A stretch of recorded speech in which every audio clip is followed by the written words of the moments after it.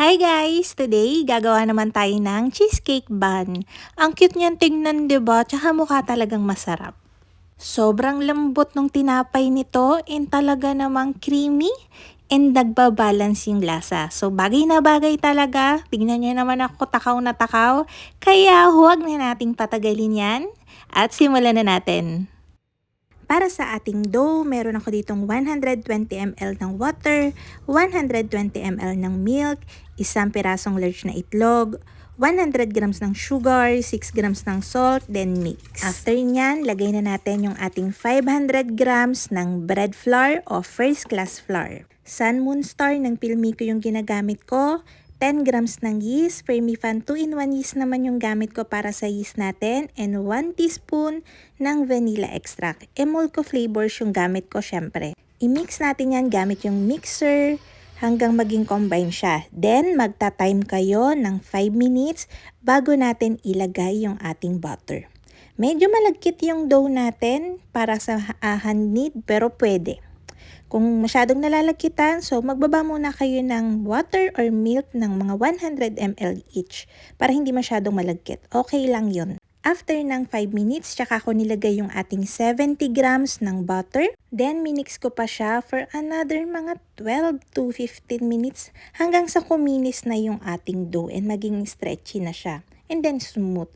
Papakita ko sa inyo, mag-test kayo ng window pane para makasigurado. So, pag binanat niyo yung dough, dapat nababanat siya ng manipis na manipis nang hindi basta-basta napupunit. Para talagang maging matibay yung dough natin, hindi siya babagsak basta-basta. Kaya kailangan natin ng gluten development para dun. After nyan, binilog ko and then i-rest natin to for 15 minutes. After 15 minutes, ipoportion na natin siya.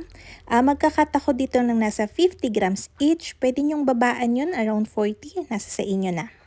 Then, after natin niya ma-portion, ibibilog na natin yan. And then, rest ulit for another 15 minutes. Tinatakloban ko yan ng plastic para hindi ma-dry yung ating dough.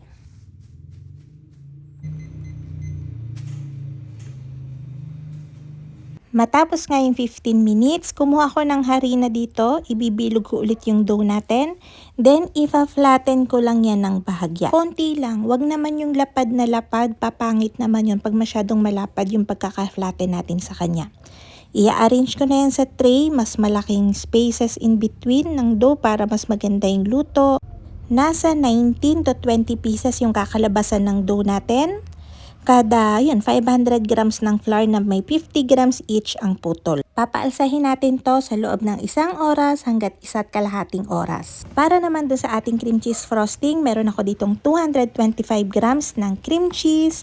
Nasa room temperature na to, so mas madali ko na siyang mai-cream kahit spatula lang yung gamit ko. Pero pwede kayong gumamit dito ng mixer or hand mixer.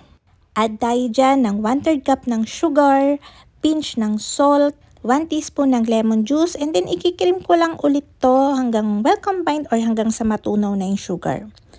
Add tayo dyan ng 1 pirasong medium size na itlog, 1/2 teaspoon ng vanilla emulco, then mix ulit gamit na yung whisk.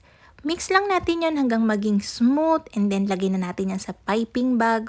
Mas madali kasi kapag sinusumpit-sumpit na lang natin yan gamit yung piping bag kesa yung i-scoop-scoop natin, baka manapon. Mas mabilis pati natin siyang may ilalagay dun sa tinapay natin or sa dough natin. Kailangan kasi nito, once na na-pinch na natin yung tray, yung dough, ay diretso salang na siya. So kapag nag-pinch na kayo, dapat preheated na yung oven nyo para mas maganda yung luto niya. So ito na yung ating dough, alsado na siya. Ginagamit ko yung basyo nung emulco. Tas bago ko yan i-pinch, nilalagay ko yan o dinidip ko yan sa flour para hindi dumikit. Mas maganda kapag plastic yung ipanggaganyan nyo, mas hindi kasi siya dumidikit. Then, lagay na natin yung ating cream cheese frosting, cream cheese filling. Ano na girl, puyat na puyat yan. Isasalang natin to sa preheated oven na may 180 degrees Celsius for 12 to 15 minutes or hanggang maging brown na yung tinapay. Mabilis lang kasi makaluto tong oven ko kaya ganun lang yung time niya. Nakikita nyo na lumulobo yung cream cheese. So pag bagong luto lang yan, once na medyo nag-cool down na yan, bumababa na rin ng konti yung cream cheese. So hindi na yan nakabukol-bukol. Ang bango-bango nitong i-bake, basta bilisan nyo lang pagka-pinch nyo nung dough, diretso salang talaga para hindi siya bumagsak. Kasi may tendency na bumagsak yan o hindi na yan umalsa kagad kapag hindi nyo kagad isinalang. So, pwede naman kayo mag-toppings dito ng kahit ano, pwedeng caramel, chocolate. Pero ako dito, cute na cute talaga ako dito and sarap na sarap talaga ako pagka itong Chef Delight na strawberry and blueberry. Blueberry filling ng Chef Delight. Available to sa Baking and Home Depot. Pasok na siya sa budget dahil 280 to 295 pesos kada isang filling. 2 kilos na. Isipin nyo, 2 kilo na. Tapos 280 lang, di ba? Ang mura. Ang ganda nga nitong pampalaman sa donut or kaya pang toppings ng mga ganito. So nakikita nyo, may mga flour pa yung breads natin. Para mawala yan, binabrush ko yan sa palibot ng simple syrup lang. Combination lang to ng water, sugar, tsaka glucose. Para mas makintab din siyang tingnan. Tingnan nyo, ang ganda na diba lalo? Mas masarap siyang tingnan, mas presentable. Alam ko may magtatanong na naman dyan kung saan nabibili yung filling natin. Chef Delight po yung brand. Available lang po ito sa Baking and Home Depot. May branches sila sa Quezon City. Tapos meron din sila sa Divisoria. Kung malayo naman kayo, pumunta kayo sa kanilang page. And then dun kayo umorder, nagsiship sila. So, ayun na nga mga kalutong tinapay. Sana'y nagustuhan niyo yung ating video for today. Magkita-kita tayong muli. Ito pong muli ang lutong tinapay. Bye-bye!